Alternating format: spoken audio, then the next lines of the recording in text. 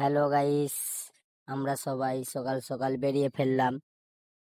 আজকে আমাদের ছোট করে একটি প্রোগ্রাম আছে। এখন আমরা রাস্তায় যাচ্ছি। তারপর এসে পৌঁছে গেলাম সেই নতুন জায়গায়। তো বাসাকে গাড়ি নিয়ে যাবে না, ওই জন্য সবাই একটু হেঁটে যাচ্ছি। তারপর বাসায় এসে পৌঁছে গেলাম। দেখুন বন্ধুরা, বাসায় আসার পর আমার বন্ধুদের অবস্থাটা কি, সব যে যেখানে পেরেছে বসে আছে।